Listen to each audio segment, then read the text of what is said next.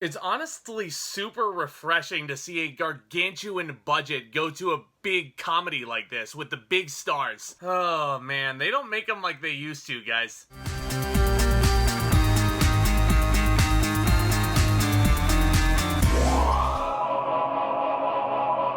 The Lost City was directed by Adam and Aaron Nee, and it stars a phenomenal cast. Sandra Bullock, Channing Tatum leading the charge, but we also have Brad Pitt and Daniel motherfucking Radcliffe in here. And I will tell you right now, looking at the posters and the trailers for this thing, I was honestly walking into this theater expecting nothing out of this. Little did I know I was gonna be leaving the theater with a gigantic smile on my face because The Lost City, I'm just gonna say it right now, this is one of the biggest surprises of 2022, and it's one of my favorite movies of the year. So what do we got here for a premise? We follow a reclusive author, Loretta Sage, played by Sandra Bullock, who writes about exotic places in her popular adventure novels that feature a handsome cover model played by Channing Tatum. And while on tour promoting her new book with Alan, Loretta gets kidnapped by an eccentric billionaire played by Daniel Radcliffe, who hopes she can lead him to an ancient city's lost treasure. And determined to prove he can be a hero in real life and not just on the covers of her novels, Alan sets off to rescue her. And right off the bat, guys, yes, this movie is just as ridiculous as the plot synopsis sounds,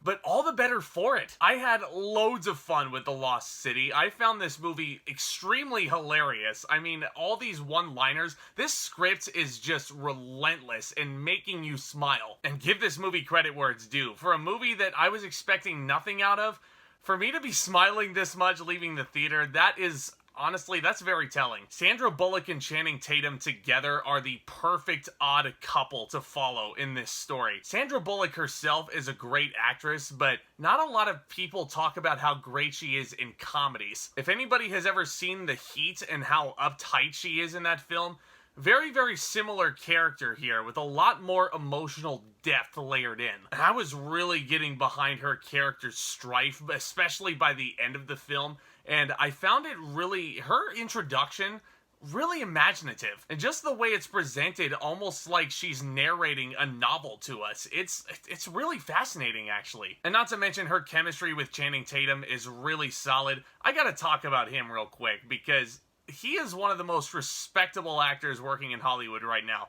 Now, I realize that he may retain that public image of him as Magic Mike throughout the rest of his career, but more power to him for trying to erase that public image of him by taking on these very different roles. And this is a guy who is not afraid to make fun of himself. His character introduction really, I mean, he comes out to this theme song that I dare not spoil, but it's perfect. It's almost like a WWE style entrance he gets when we're introduced to him. I got a real big kick out of it. While we're on the subject of actors trying to erase their public image, let's talk about my boy Daniel Radcliffe, shall we? Yes, this is a guy who will probably be known as Harry Potter for the rest of his natural-born life, and that will probably be his ultimate legacy, but all the power to him for trying to tackle all these different parts here. He's playing the antagonist this time around, which he's no stranger to. He plays a very similar role in Now You See Me Too, and I actually thought he was one of the bright spots of that film, which was ultimately quite forgettable. In this film, though, oh my gosh. Now,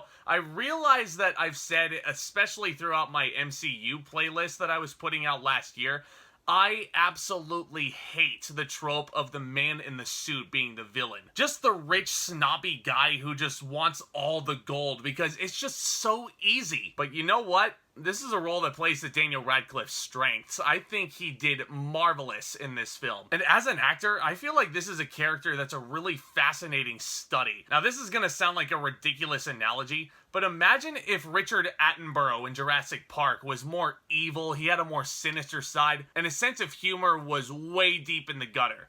That's Daniel Radcliffe in here. If that doesn't sell you on this movie, I don't know what to tell you. I mean, Brad Pitt by himself could probably sell a lot of people on this movie, and son of a bitch, guys, Brad Pitt has done it again. I will warn you, though, as much as you see him in the trailers, he's not in the film as much as you would think going in. I know, shocker, for a star of Brad Pitt's caliber and his status, It's shocking that he's not in the movie as much as I thought he would be. But god damn it, every frame he gets, he is eating up the scenery. He is just, oh my god, he's so fun to watch. This whole entire film, from start to finish, I was never bored a single time during The Lost City. This is just a film where you can just take a big group of your friends, take a date, just shove popcorn in your face, and you can just laugh and have a good time. Like I said, they don't really make comedies like this anymore. A lot of people who write comedies tend to try to make things as vulgar as they possibly can. This is a PG-13 film, and while this film is not afraid to push the boundaries, it also isn't really catering to a specific older demographic. I feel like this is a film where anybody can go and watch it, and The Lost City is a film that has lots to offer. I feel like there's a little something in there that everybody can enjoy.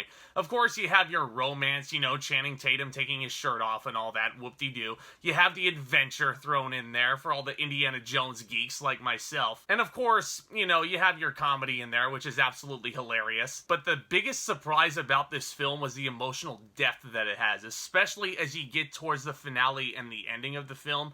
There's a lot of really metaphorical writing in there, which is poetic for a movie all about writing. If I were to nitpick anything, I think that the action sequences, while helmed wonderfully for the most part, when you get towards the finale and the big action climax, a lot of these, there's one fight scene specifically that I'm thinking of that takes place at night, in the darkness, in the jungle. And I will tell you that there is a Hummer and fire involved, but I won't go too deep into spoilers in that regard. But, I mean, if it's in the darkness, the lighting design on that really just wasn't my cup of tea. And the way it was directed in that moment was... made me think of the final fight in Black Panther, where him and Killmonger are underground and both of their suits are black and they're up against darkness, and it's really difficult to tell what's going on. Very similar phenomena here, unfortunately. But that's really my only issue with Lost City in the long haul. I absolutely recommend everybody watching this video right now go check it out in theaters. This is one of my favorite films of the year so far, easily. I can't wait to watch it again. I'm gonna give The Lost City an A. Yeah, I'm shocked that grade is as high as it is, guys. I have a hunch that you guys are gonna love this one. This certainly feels like a nostalgic film that Robert Zemeckis would have directed in the mid-90s. Because like I said, a lot of his films had something for everybody to enjoy. The Lost City, very, very similar in that regard. But let me know what you guys thought of The Lost City all down there in the comments section below. As you guys know, I love creating this content. I love discussing all brand new things, cinema and entertainment with you guys. Seeing that feedback makes things all the more fun for me. And if this is your first time visiting the channel today, what the heck are you waiting for? Go ahead and smash that subscribe button along with that notification bell right next to it. That way you guys can always stay in the loop over here. And there's also a big old like button that you can smash as hard as you possibly can if you enjoyed what you saw today. That's really, really helpful. And stay tuned for my review of Everything Everywhere All at Once, which is also out in theaters this weekend. And oh boy, I'm finally going to be watching Morbius. Yeah, I'm f***ing dreading that one. But yeah, a lot of exciting things you can look forward to here on the channel and much, much more. Y'all are the best, guys. And with all that being said, back talk, commence.